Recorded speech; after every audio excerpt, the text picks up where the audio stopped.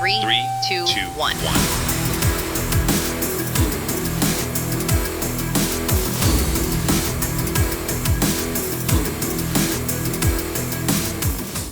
दर्शकों, सोचो एक ऐसा वेपन जो मिसाइल या ड्रोन को लॉन्च होने के बाद नहीं बल्कि हवा में ही जलाकर खत्म कर दे। ना कोई धमाका हो, ना कोई मिसाइल चेस हो, ना कोई डेब्रिस गिरने का डर, सिर्फ एक इनविजिबल लेजर बीम और खेल खत्म। ये कोई साई-फाई मूवी का सीन नहीं है दर्शकों, इजराइल ने अब इसे रियलिटी बना दिया है। जी हां दर्शकों, जहां ईरान और इजराइल का युद्ध अपने चरम पर पहुंच चुका है, वहीं इजराइल ने अब निकाला है एक ऐसा हथियार जो शायद दुनिया में पहले कभी नहीं देखा गया। मिडिल ईस्ट में चल रही टेंशंस के बीच इजराइल अपनी वॉरफेयर स्ट्रैटेजी को नेक्स्ट लेवल पर ले जा रहा है। इजराइल की डिफेंस कंपनी एल्बिट सिस्टम्स ने एक बड़ा रिवील किया है। वो हाई पावर लेजर सिस्टम बना रहे हैं जो फाइटर जेट्स और हेलीकॉप्टर्स पर लग सकते हैं।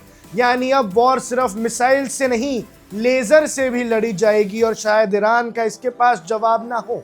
दर्शकों, इसी वजह से अब इस जंग में डायनामिक्स बदल सकते हैं, क्योंकि इजराइल हमेशा से अपने हथियारों के लिए मशहूर रहा है और अब अगर ये लेजर हथियार सामने आ गया इस जंग में तो दिक्कत बढ़ जाएगी ईरान के लिए। अभी तक क्या होता था दर्शकों, अगर एक छोटा ड्रोन भी आता था तो उसे गिराने के लिए हजारों डॉलर की मिसाइल यूज होती थी या फिर डिफेंस सिस्टम से इंटरसेप्ट करना पड़ता था, जैसे इजराइल का फेमस सिस्टम आयरन डोम जो रॉकेट्स इंटरसेप्ट करता है, लेकिन हर शॉट का कॉस्ट काफी हाई होता है।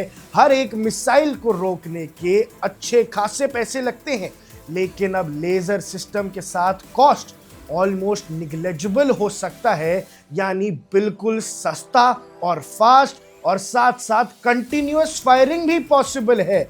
जी हां दर्शकों, बिल्कुल गेम ही पलट जाएगी। एक लेजर ऐसा काम कर जाएगी जो बड़ी बड़ी मिसाइल्स नहीं कर सकती। इस प्रोजेक्ट के अंदर 2 मेजर सिस्टम्स बन रहे हैं। फाइटर जेट्स के लिए एक स्पेशल लेजर पॉड सिस्टम और हेलीकॉप्टर्स के लिए एक advanced version string airborne laser system.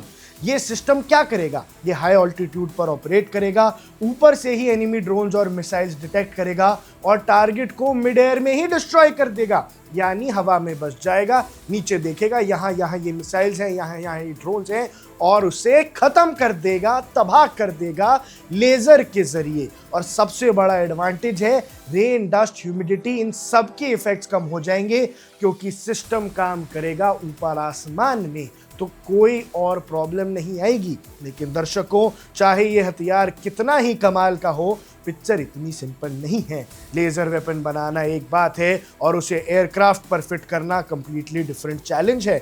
Israel ने ये बना तो लिया है, पर अब जंग में कितनी जल्दी इसको उतारते हैं ये देखना होगा। सिस्टम को लाइट वेट और कॉम्पैक्ट बनाना पड़ेगा। हाई पावर लेजर से एक्सट्रीम हीट जनरेट होती है, उसके लिए एडवांस्ड कूलिंग सिस्टम चाहिए। हथियार तो बना लिया, लेकिन भैया सबसे टफ बात, फास्ट मूविंग छोटे टारगेट्स को एक्यूरेटली ट्रैक कैसे करेंगे? ये सब अभी हो पाता है क्योंकि मिसाइल्स के पास वो टेक्नोलॉजी है और इन पे कई सालों से काम हो रहा है। लेज़र की टेक्नोलॉजी नहीं है तो इसको कैसे इस्तेमाल करेंगे ये देखना होगा। लेकिन ये अगर सॉल्व कर लिया इजराइल ने तो दर्शकों, ये दुनिया का एक नया घातक हथियार माना जाएगा।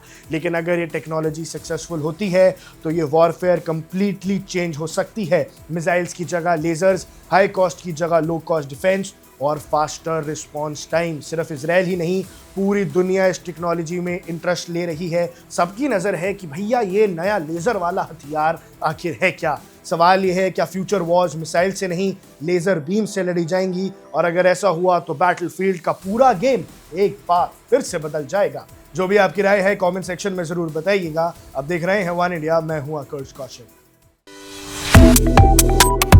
Subscribe to One India and never miss an update.